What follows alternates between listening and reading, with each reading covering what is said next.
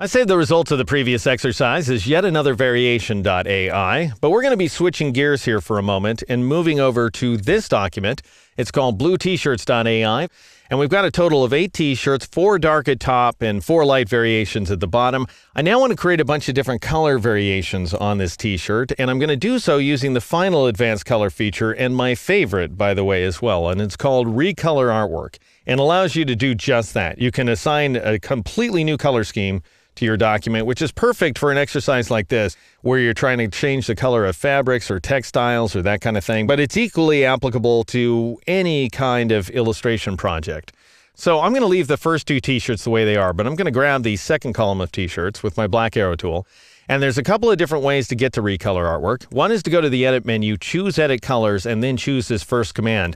Notice that the submenu is rife with commands here, and it's rife with really bad commands, in my opinion. This is an old bunch, underpowered, fairly inept as well. Use them at your peril, but this guy right there is utterly fantastic.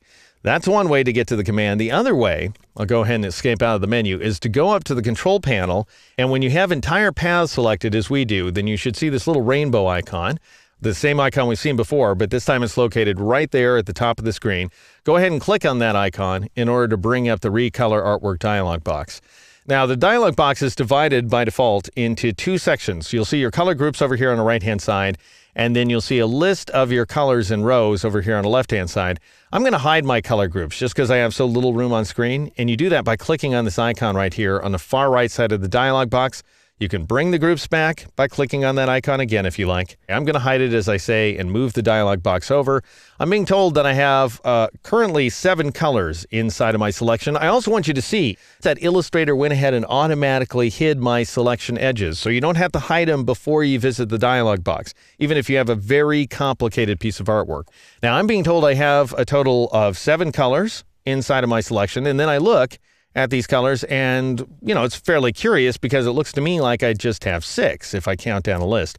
Well, if you look very closely there at the black bar, it's divided in 2. We've got a rich black and a weak black. The rich black is assigned to all of the strokes in the t-shirts, and the weak black right there is assigned to the logo on the dark t-shirt, which is then set to a lower opacity value and the multiply blend mode, just so as you know what's going on. Now, by default, Illustrator is willing to change your colors. You can see that for each one of the shades of blue here, we have former shades of blue, that is current ones, that are listed in this left-hand column, and then new ones that are listed over here in the right-hand column. But we don't have any new colors for black or white because by default they're protected. If you want to recolor black and white as well, then click on this little dialog box in order to bring up your recolor options. And then you can turn on and off these preserve checkboxes. So right now, white's turned on, as you can see, black's turned on as well. If you wanted to protect your grays, you could do that. Now, Illustrator thinks of this weak black here as being a black, even though it looks like a dark gray. It's black because it's 100% black ink. Anything less than 100% black ink combined with 0 in the cyan, magenta, and yellow departments, that's going to be considered a gray. So you can protect the grays if you want to. By default, they're unprotected. Anyway, I just wanted to show you that. I'm going to cancel out of there, and I'm going to switch to the Edit panel. We'll come back to the Assign options, very powerful bunch, but I'm going to start off with Edit because that brings up the familiar color wheel that we've already seen several times now. And notice that we're seeing these little color circles for every single color in the selection.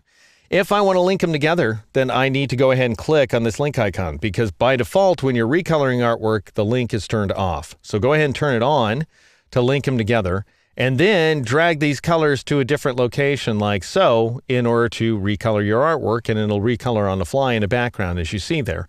Now, I want to go ahead and move this color in a little bit. What if you're looking at the colors inside your selection and you're noticing that some color or other needs to be changed? For example, I'm looking at the folds in this lighter t-shirt down at the bottom, and I'm thinking those need to be darkened up, but I don't know which one of the colors that is, and I can sit here and drag them around all over the place to try to figure it out, or I could go back to Assign and notice that you have this magnifying glass right there. And what you can do is you can select that, and that'll dim out the selected artwork, and then you click on any one of these bars in order to find out where it's represented inside the illustration. So I could click here and say, nope, that color represents the folds in the top t-shirt.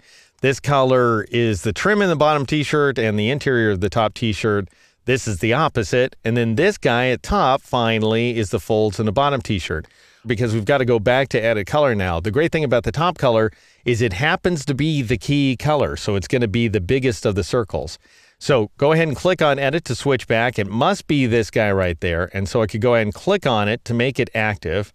And then I could reduce its brightness value like so. Just the brightness of that one is what I'm trying to change here. If that's what I want to do, I've got to unlink the colors.